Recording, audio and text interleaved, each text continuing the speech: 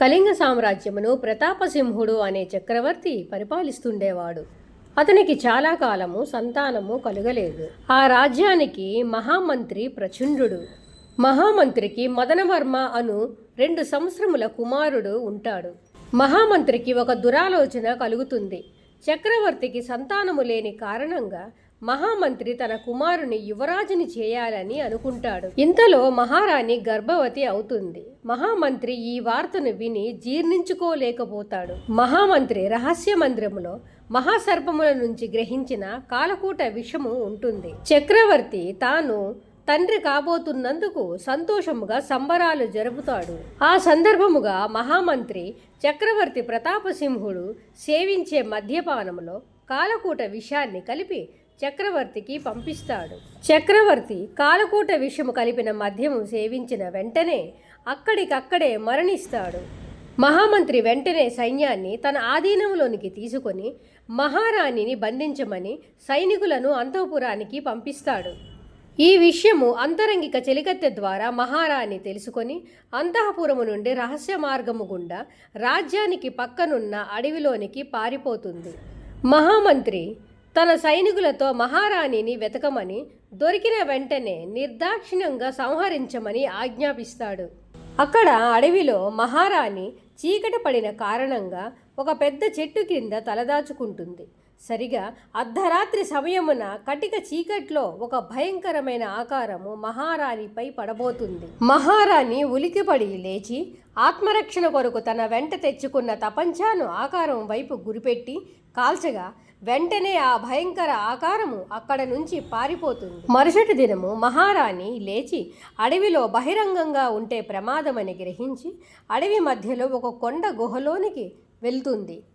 అక్కడ గుహలో కోతుల సమూహము ఉంటుంది. ఆ సమూహము మొత్తము మహారాణిపై పడతారు.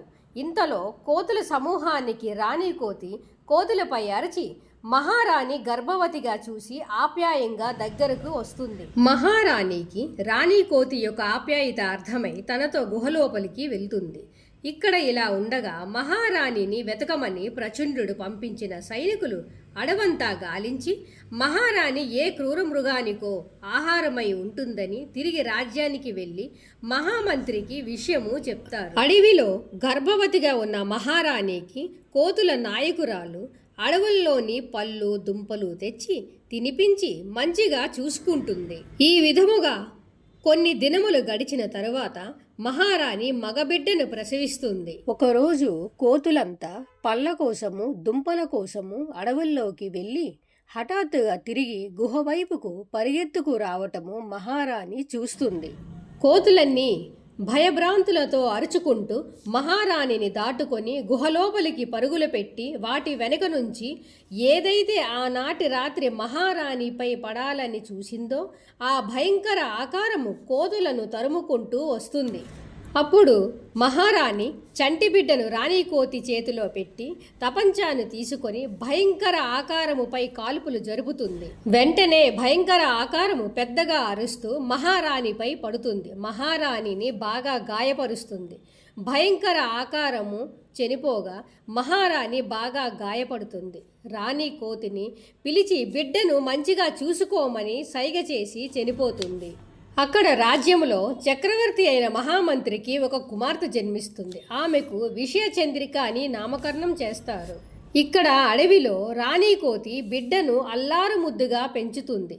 యువరాజు చెట్లెక్కటం, కొమ్మలపై దూకటం, వేగముగా పరిగెత్తడం నేర్చుకుంటాడు. ఒకానొక అర్ధరాత్రి కళింగ రాజ్యానికి సామంత రాజ్యమైన కుంతల రాజ్యములో 4 బందిపోటు దొంగలు బంగారము దోపిడీ చేసి అడ్డొచ్చిన కొందరు అమాయకులను చంపి గుర్రాలపై అడవి వైపు దూసుకు వస్తుంటారు. ఇంతలో బందిపోటు దొంగలను తరుముకుంటూ కుంతల సైనికులు గుర్రాలపై వస్తారు.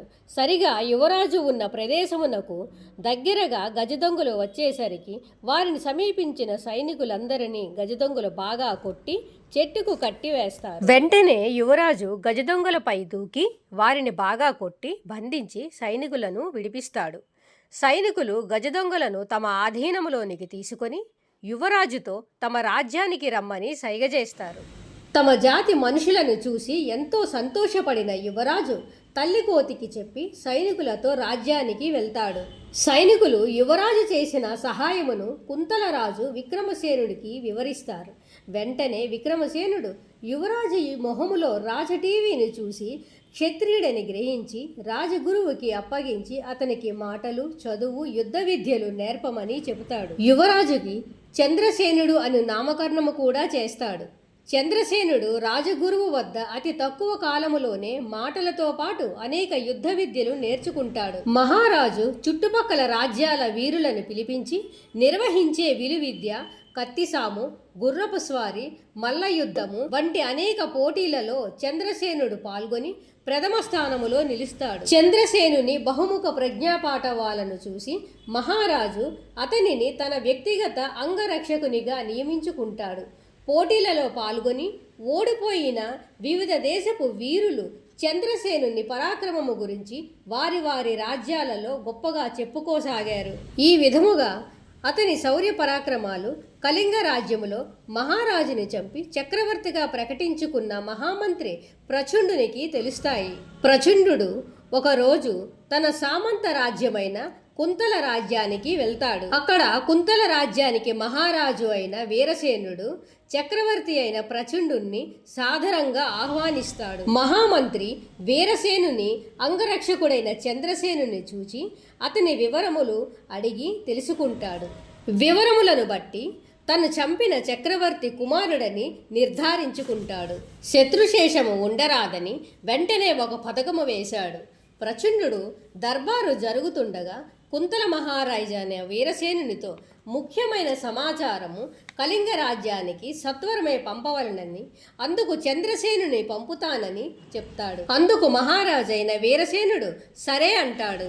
మహామంత్రి వెంటనే ఒక లేఖపై వచ్చిన వానికి ఆలోచించక విషము నిమ్ము అని వ్రాసి చుట్టి చంద్రసేనుని చేతికి ఇచ్చి అతనితో కళింగ రాజ్యానికి పోయి తన కుమారుడైన మదనవర్మకు ఆ లేఖను ఇమ్మని చెప్పి పంపిస్తాడు. చంద్రసేనుడు లేఖను తీసుకొని నేరుగా కళింగ రాజ్యములోనికి ప్రవేశిస్తాడు.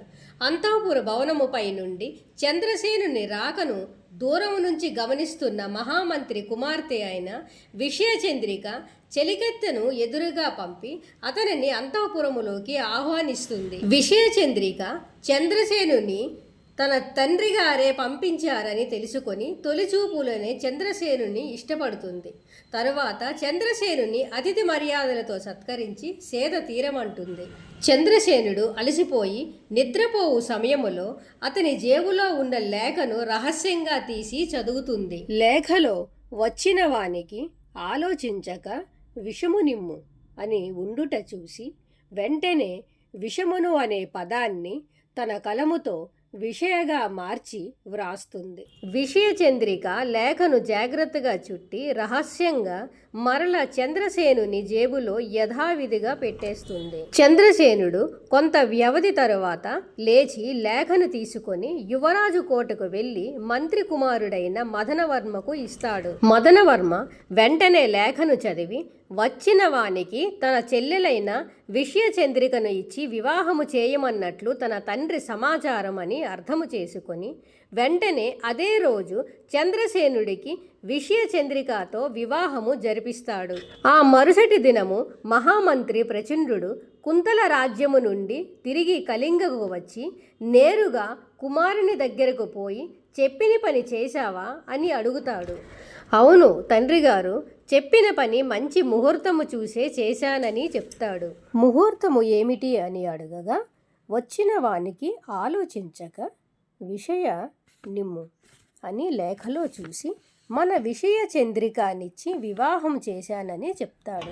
మహామంత్రి కుమారుని వద్ద బయటపడక మనసులో ఏదో తప్పిదము జరిగిందని గ్రహించి వెంటనే అల్లుడి గారిని తీసుకొని రమ్మనమని చెప్పి పంపిస్తాడు.